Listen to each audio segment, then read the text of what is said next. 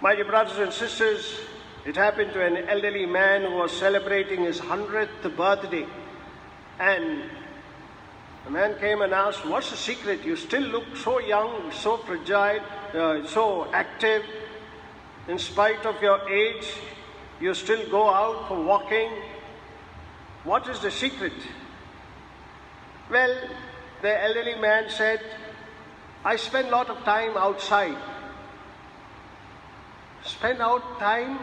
Yeah, for the past 75 years, I had been doing all the walk outside, and therefore I am fit and fine. What is that secret? Well, on our wedding night, I and my wife decided that whenever one of us is wrong, found wrong, we will have to go out and take a walk. We will have to go and take a walk outside.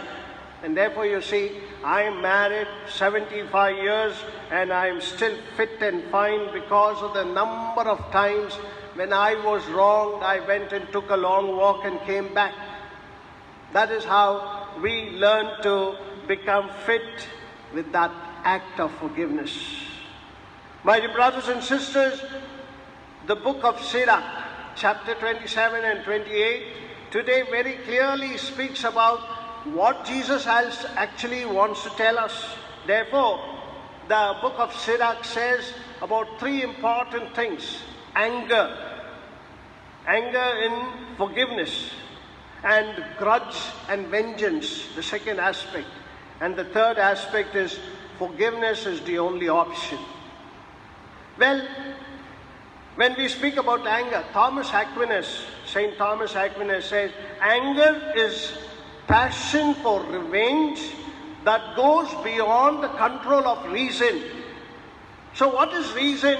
Well, one of the distinct characteristics of human person, we have the ability to reason out, and we can think very clearly and very logically we can come to an understanding.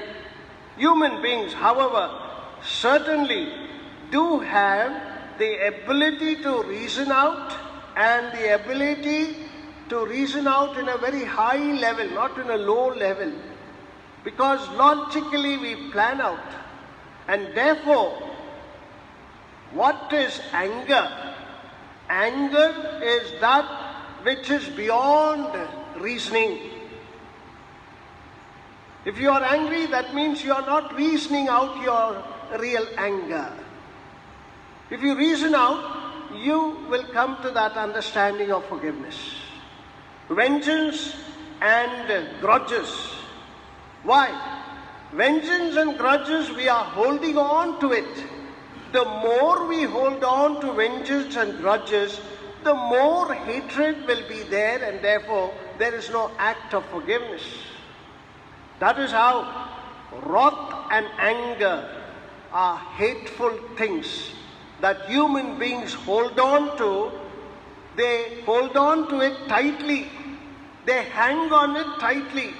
So much so they refuse to forgive. The third aspect that we see is forgiveness. We have no other option but to forgive. The parable here, my dear friends, we know for sure, has a beautiful demonstration of the emotion of a person who is forgiven and who does not forgive his brother and sister. Even the dullest person or the dullest student will say that this man who is forgiven is inconsistent in his way of life. Therefore, one of the important aspects, if you and I can't forgive, is because we are inconsistent in our way of life. Anger, we know, it goes beyond our reasoning. Therefore, if this man who was absolved of his heavy debts by a generous heart, he goes to his fellow person, to his fellow servant, and then you find he taking revenge, holding on to the grudges, holding on to that anger. Therefore you find he takes action against that person. Well, the parable that we have today is like a mirror for each and every one of us. A mirror to show whether I am like this unforgiving servant. Remember this parable. This parable is a 3-act play in one act. And therefore you see, there are 3 important things that we see here in this parable. The first thing is mercy. The mercy shown by the master. The second aspect that we see is the cruelty. The cruelty of this man who was inconsistent, that he goes and puts that fellow into prison. The third aspect that we see is the pace and place. The pace and place is very important for each and every one of us. Why? Because when I forgive my brother and my sister, I give them a space. I give them a place in my life. Therefore, you should always remember, in the act of forgiveness, through my relationship with the person, we have alienated our relationships. But in forgiveness, that pace is gone. And we become close, our relationship is restored. And the place that I am ready to give to that person is important. That is the reason why, my dear friend, we see in today's gospel reading that when 2 people are separated because of sin or anger or vengeance, who has to make the first move? You make your first move, and then she will make the second move. If you don't make that first move, the other person is not going to make the second move. Well, you make the first move and the other person is not making the second move, don't give up. You have to continue doing it. How long? 70 times 7. As many times as possible, you have to make that first move. Don't expect the other person to take the first move, because you will not be doing your part. So the first important aspect is, I must do my part. That I must go out and forgive. That I must be ready to forgive and continue to do that part as many times as possible. That is how we know that it is not so easy to forgive. It's hard. Yes, it is very hard. But have you made your effort? It's very hard, I know. But have you made your effort? Did you take a chance out of it? Or are you holding on to that grudge? Holding on to that resentment? Holding on to all that hatred that is there? No. Don't stop. Make your efforts. Go that extra mile to win somebody's heart. Therefore, one may also crave for God's forgiveness. And you may come to God and ask mercy, you receive it and you go away. But what about your brother, your sister? That person is also waiting for you to come and ask forgiveness. Are you taking that trouble? That person needs that forgiveness very badly in his life. He is holding on to this, carrying a huge weight on his head. And you're not making your effort. He's not making his effort. And what is happening is, both of you carry a load in different walks of life. And that is how you don't come forward to do that extra part. It is often thought by people, it is unnecessary to forgive. Grudge is normal. Anger is normal. Why should I go and take that extra step? My dear friends, forgiveness requires to do something. You have to do that part, find a suitable opportunity to go to that person, and forgiveness is always not and passive. Forgiveness is always active. It is you who have to do that part.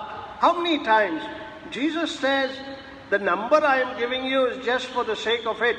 But ultimately it is the number of times that you are hurt, other person is hurt, you must learn to forgive each other. Finally, my dear brothers and sisters, we know this. We know everything about forgiveness. We know everything about how holding on to our grudges. Stop hugging resentment. Stop hugging your vengeance. Stop hugging and holding on to your anger. Don't hold on. Do something. When? This week, do something. It's not too late. Restore a broken relationship. Go to that person and say, I'm sorry. Don't wait. If you are going to wait, there is no end for it. Send a message.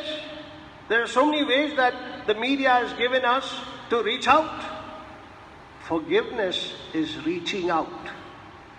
Therefore, I can't sit and take a seat back and say that person will come and ask forgiveness. I will readily, open heart, hug him and say, I forgive. That person is not going to come. You are going to lose that forgiveness. If forgiveness is an active work, then it is you. Don't expect anyone else to start. You are the one. And you will be the one again and again and again and again and again, that you will be the one to go and ask forgiveness. Finally, criticizing somebody is very easy. That is also creating unforgiving heart. I have a right to criticize you. But if I don't have the measure to help you out, I should not criticize you. Well, we all criticize people. We think it is our birthright. But remember, if you are not able to help that person whom you are criticizing, please do not shut up. Be quiet. Because we all love to criticize, and there's no end to it. And forgiveness, the hatred and the anger and the vengeance that you are going to hold on, hang on tightly, will remain like that itself.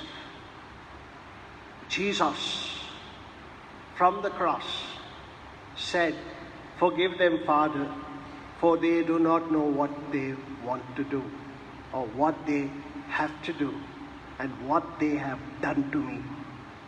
Forgive them. Don't speculate on forgiveness of somebody. If you can't help